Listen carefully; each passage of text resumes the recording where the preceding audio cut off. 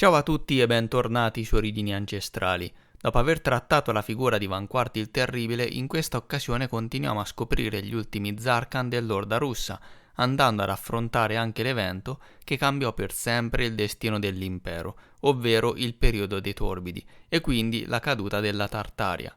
Prima di cominciare però metti mi piace per stimolare l'algoritmo ed iscriviti se non lo hai ancora fatto azionando la campanella delle notifiche per non perderti i futuri video.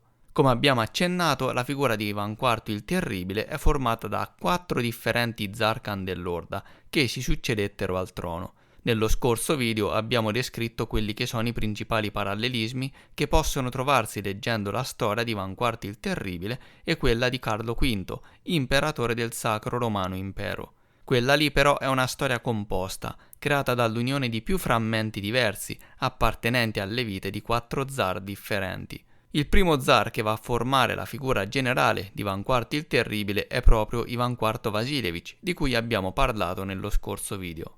Regnò in totale per 6 anni, dal 1547 al 1553. Iniziò a governare insieme a suo fratello Georgi Vasilevich e al cugino Vladimir Andreevich. L'evento principale del suo regno fu la conquista di Kazan nel 1552. Durante il regno di Ivan IV Vasilevich iniziò una grande ribellione sotto la bandiera della separazione religiosa dalla metropoli, che era presente nella regione di Veliki Novgorod, con capitale a Jaroslav. Questa rivolta fu repressa con la forza e come primo passo venne intrapresa la conquista di Kazan. In seguito fu pianificata una campagna militare in Germania, che fu travolta dalla ribellione della Riforma. Conosciamo questa guerra come Guerra di Livonia. Nel 1553 Ivan IV si ammalò gravemente e si ritirò dagli affari e divenne un santo folle. Cominciò a farsi chiamare Basilio il Beato, il taumaturgo di Mosca o anche Ivan il Beato.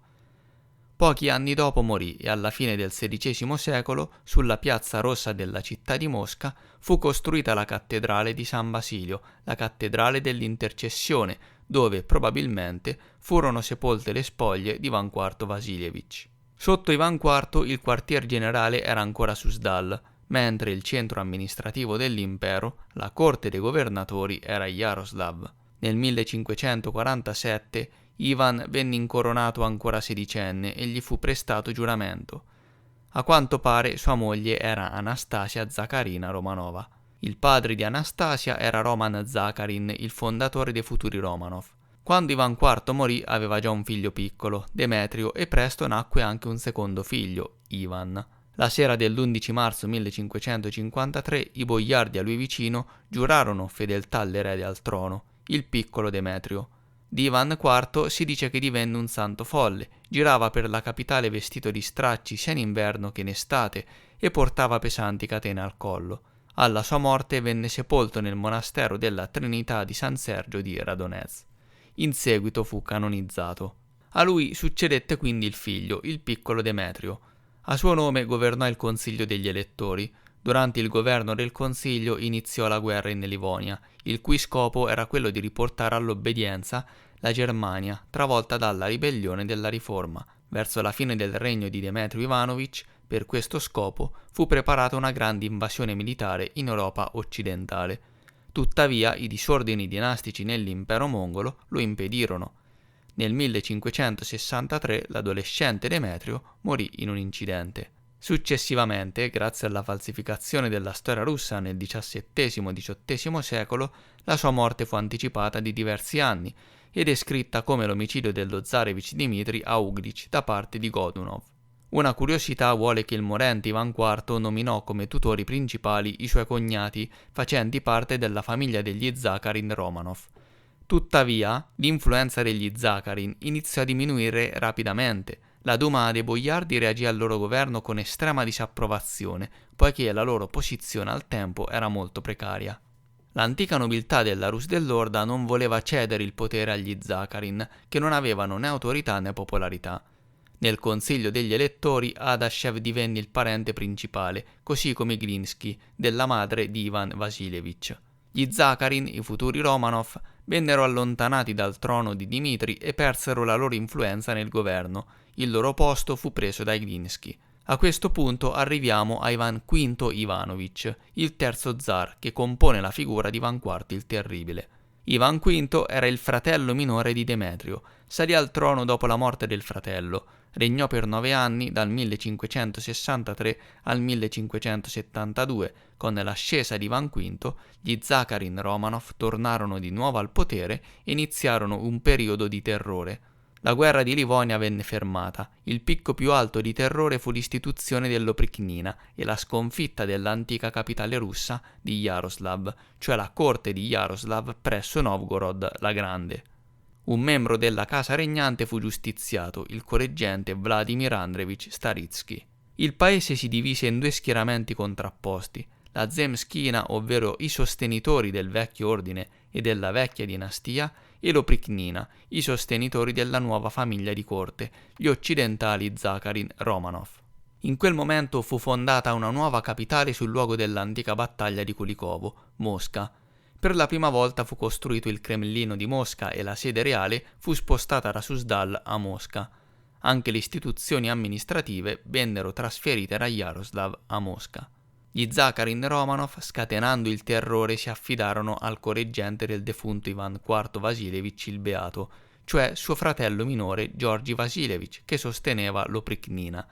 Questo zar è conosciuto nella storia del Sacro Romano Impero come l'imperatore Ferdinando I, che regnò per 6 anni, dal 1558 al 1564. Quindi Ivan IV Ivanovic, secondo figlio di Ivan IV Vasilevich, diventò zar e al momento dell'ascesa al trono aveva circa 10 anni. Fu cresciuto dagli Zakharin Romanov. Passando alla versione successiva della storia russa dei Romanov, vediamo che nel 1563 fu chiamato un ripetuto giuramento di fedeltà allo zar. Questo sarebbe il terzo giuramento fatto presumibilmente allo stesso zar Ivan IV Vasilevich il Terribile. Per questo fatto gli storici furono costretti a trovare una sorta di spiegazione per questo misterioso terzo giuramento. La natura di questi problemi l'abbiamo affrontata nel precedente video dedicato proprio a Ivan IV il Terribile, per cui sotto lo zar adolescente Ivan V Ivanovic il potere era nelle mani degli Zakharin Romanov. Il consiglio degli elettori fu distrutto e avvenne una svolta brusca. Adashev non fu ammesso a Mosca e gli Zakharin ricevettero pieni poteri. Scatenarono il terrore nel paese, per il quale divenne famosa l'epoca del Terribile. Gli Zakharin, e quindi futuri Romanov, erano gli Skariani, ovvero i sostenitori di Scaria e quindi di Zaccaria. Erano eretici e diedero vita all'eresia dei giudaizzanti. Dopo aver licenziato Adashev, i Romanov, per conto di Ivan V, iniziarono a svolgere affari in una ristretta cerchia di parenti, indipendentemente dalla tradizione secolare. La nobiltà era indignata nei confronti dello zar, ma ancora di più nei confronti degli Zakharin Romanov.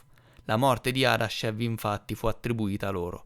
Quindi il famoso periodo di terrore attribuito a Ivan IV il Terribile fu iniziato proprio dai Romanov, gli Zaccariani, che iniziarono le rappresaglie contro i loro avversari. Si ritiene che quasi tutta la vecchia nobiltà boiarda appartenesse ai loro avversari, e cioè all'antica dinastia della Rus dell'Orda.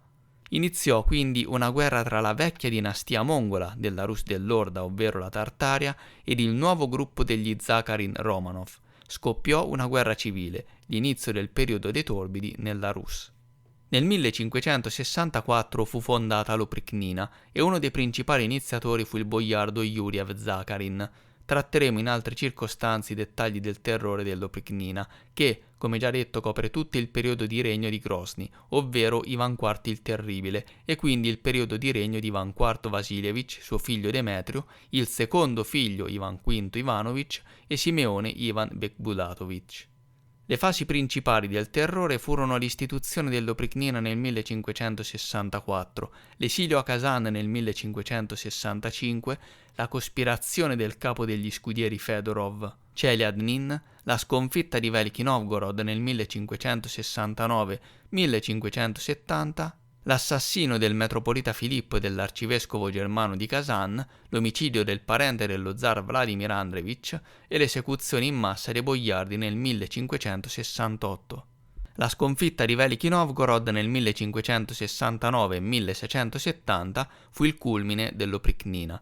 Si ritiene che la città sia stata completamente distrutta e che tutti i residenti siano stati sfrattati. Questo esodo di massa fu accompagnato dall'esecuzione di un membro della dinastia reale, il principe Vladimir Andreevich Staritsky, che poteva rivendicare il trono dell'antica dinastia della Tartaria. Successivamente ebbe inizio la resistenza armata dei membri della Zemskina, ardenti oppositori dei Romanov. Nella versione scaligeriana della storia, questa resistenza venne presentata come l'invasione del Khan di Crimea. Nel 1571 l'esercito della Zemskina e quindi dell'Orda si avvicinò a Mosca, che fu presa e distrutta. Lo zar Ivan V fu catturato e portato a Rostov. Poco prima del 1569 chiese asilo in Inghilterra, anticipando la svolta degli eventi. In quel momento però subentrò l'Orda mongola ed iniziò il famoso caso di Mosca, ovvero la sconfitta degli Zakharin Romanov. I capi dell'Oprichnina furono giustiziati. Questo è il periodo delle attività dei famosi Malyuta Skuratov, Belskij e Vasi di Kryasno, che erano membri dell'Orda e furono dichiarati molto malvagi dopo l'ascesa al potere dei Romanov, poiché riuscirono a distruggere la loro Oprichnina.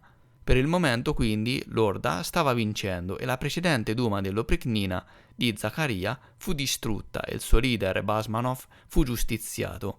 Si stava creando una nuova Duma che includeva la vecchia nobiltà della Rus dell'Orda Tartaria.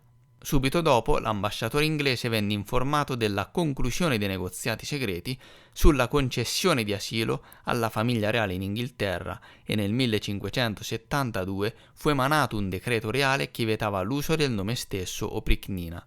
Arriviamo ora alla quarta figura che compone il personaggio storico Ivan IV il Terribile, Simeone Ivan Bekmulatovich, che si riflesse nella storia degli Asburgo come Massimiliano II.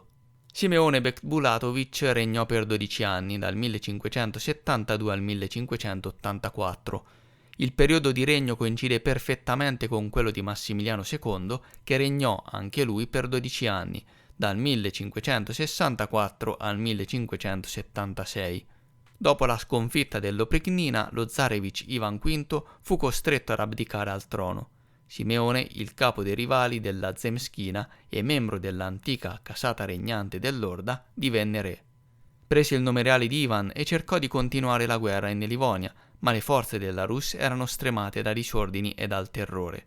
Simeone Ivan riuscì ad ottenere soltanto pochi successi locali durante la guerra.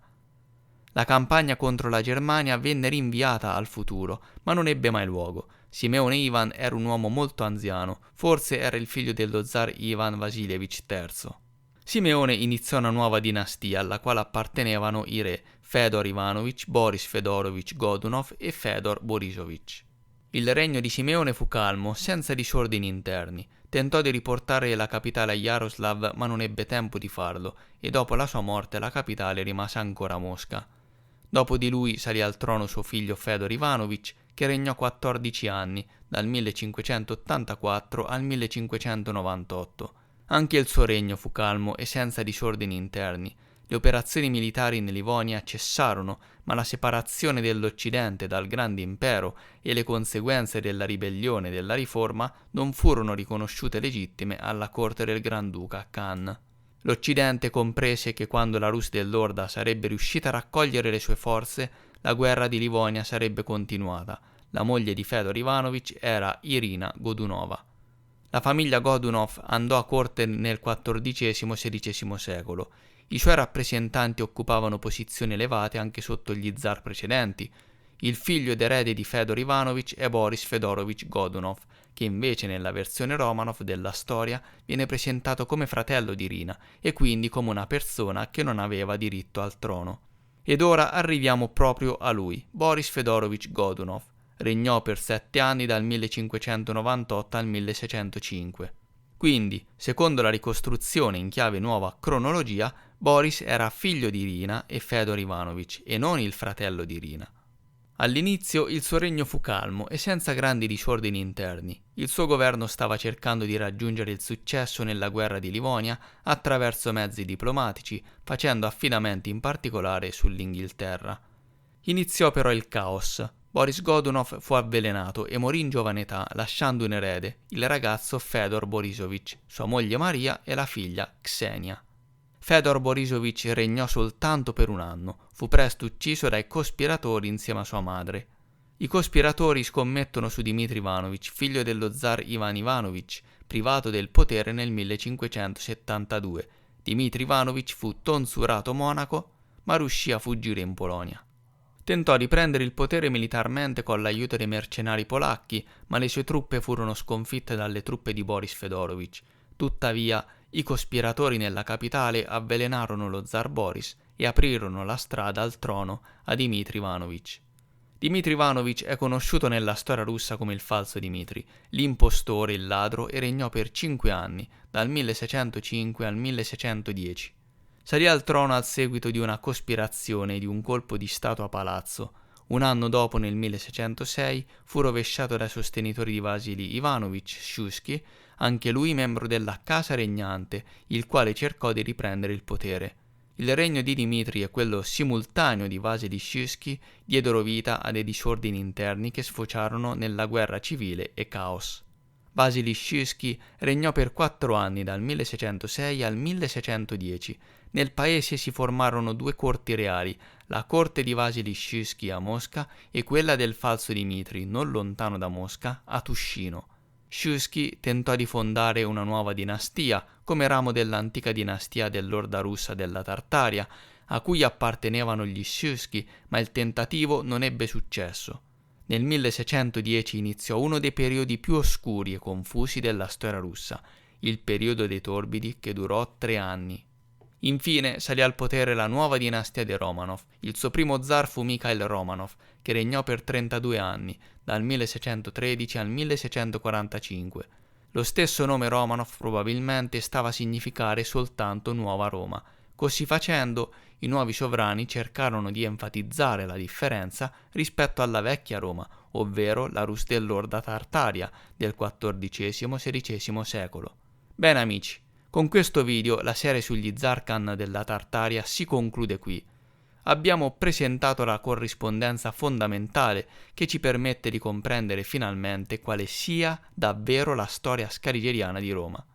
Abbiamo capito che si tratta principalmente di un riflesso del grande impero mongolo del XIII-XVI secolo. Nella versione scarigeriana c'è anche uno strato di eventi più antichi e vaghi, rappresentato dall'epoca dell'XI-XIII secolo.